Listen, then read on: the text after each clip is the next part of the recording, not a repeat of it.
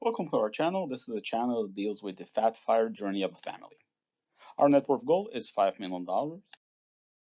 This month has been a terrible month. We lost $167,000, which means we're not tracking very well. So basically, we're back to about 6 months in our fire journey due to the month loss.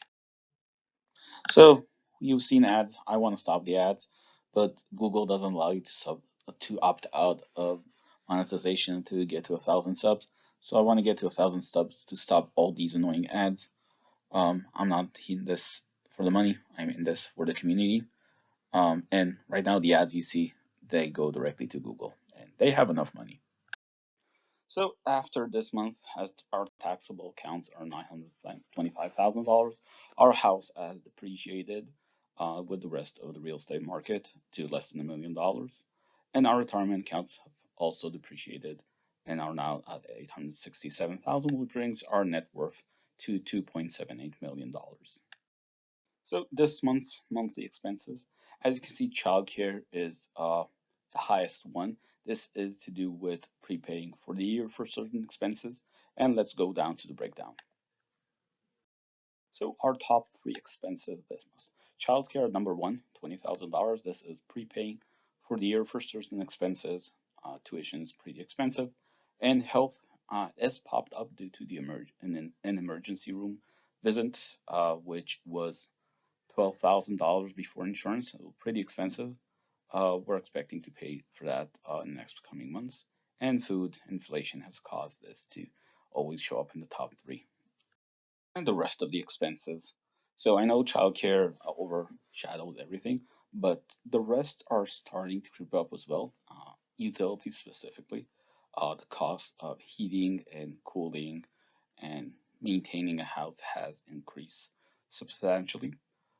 Shopping is to do with some early holiday shopping, looking for sales and bargains. Travel, this is paying for travel that we had to cancel due to the healthcare issues. But we chose to not insure that trip and we incurred that cost as well. Which brings our total monthly expenses to $28,000.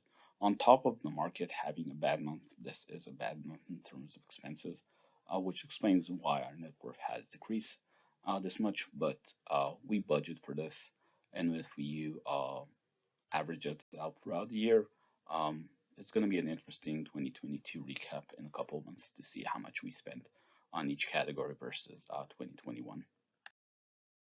So where we want to be when we retire. Once we have $5 million US, we plan to take from that amount based on the 4% guideline, a yearly income of $200,000. That is pre-tax. Our tax calculations and approaches we will speak on in a later video. So a little bit about us. We are two working parents. Our main source of income is a W-2 salary for both me and my partner. In addition to that, we have three children, ranging in age from 4 to 8, and we live in a high cost of living area. That will explain some of our expenses in a later portion of the video. So part of our post-fire budget is I include a 30K stipend for travel, and we started budgeting our vacations to see if that number is good for us or do we need to adjust it according to our vacation style. So we have a couple types of vacation styles we like. There's a high budget vacation and a low budget vacation. And let's look at an example from this past summer. So this is an RV vacation we took. We traveled mainly in California as well as several parts of Oregon. So as you can imagine, there's no flights doing an RV vacation. We just got in an RV and started driving. Food, since this was an RV, we had the possibility of cooking as well as some restaurants because we're on vacation. We didn't want to cook all the time. In stays, these are mainly campground type fees. Entertainment, since we are vacationing, we did several entertainment activity such as mini golf for the kids, as well as some dune buggies for ourselves. And shopping, we travel to different places, we pick up stuff, and transportation, as you can imagine, is the majority of the vacation. This includes the RV cost plus the fuel for an RV, which was quite substantial at California prices, which brings the RV vacation total to $4,000 US, which is an average of $100 per person per day. We use this to track our number in terms of our budget for our fire number to see that we're on track to have the lifestyle we want. Another vacation we took was for New York City. This was without the kids. So flights. The flights were very cheap. We're thinking probably COVID related. It really cost us $300 to get to New York, which is usually more towards the $1,000 range. Food, again, some snacks for the road and things of that nature, something we can quickly do. Restaurants, this is New York, so we don't have a kitchen. We had to eat out for most of our meals. Hotels, that's including stays, $300 per night seems reasonable for us. Sorry, $200 per night. Entertainment, this is New York. Everything costs more, and entertainment really stands out. Shopping, a lot of shopping to do there. And transportation, these are mainly Uber and Lyft type transportation and rideshare from the airport to the health hotel and vice versa, which brings the total for the New York vacation to $2,000 plus, which is $375 per day per person.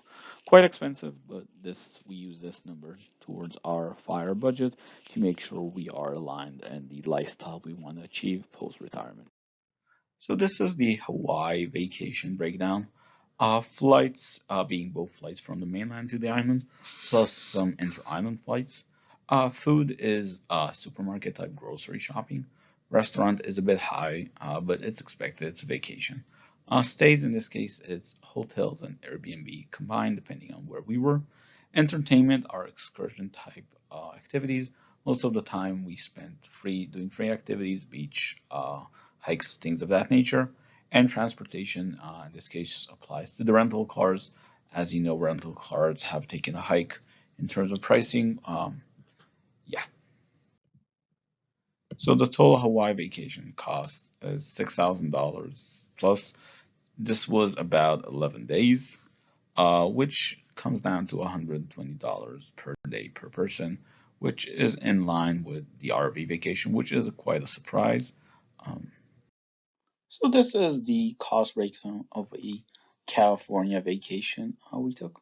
Flights are flights from our location into California, specifically the Los Angeles area. Food is grocery type shopping. We didn't take an Airbnb, we were in the hotels. So food is just what we can eat, sandwiches and things of that nature. Restaurant, yeah, it's a bit high, it's a vacation. We ate out quite a lot. Stays are hotels. Los Angeles is super expensive. So this is about $200 a night average. Some were cheaper, some were more expensive. Entertainment, well, we're in vacation. We went to a few shows, things of that nature. Not too bad price-wise compared to the hotel stays, but we didn't go to, top performers or anything like that. Um, and transportation is cars and fuels, which is a huge component now. I think in California was about $5.50 per gallon, quite expensive. Which brings the total of that vacation, the California one, to $2,600, which comes to about $180 per day per person. It's a little high when we expect to retire. We expect to pay about this for a family. I think the cost here is due to the hotels. $200 a night is quite expensive. Plus the fuel is quite expensive, but it is a good point when we look forward into vacations in high cost of living areas. We should adjust accordingly. Our vacation budget has enough leeway for that. So, recipe of the month. You're asking yourself, why does this show up in a fire-related blog? Well, we plan on traveling, and we like to cook our own food. It saves us costs on the restaurant type expenses, as well as we're planning to travel in various areas of the world. Uh, some of the foods we might like, some of the foods we might not. It's better, especially with kids, to have like a home base of meals that you can make anywhere in the world because there are the ingredients. So we've tried pineapple fried rice, bit of sweetness along with the protein. The kids seem to like it. Some of them take the pineapple chunks out, some of them eat them, but they get that sweet flavor as well as the protein from the eggs.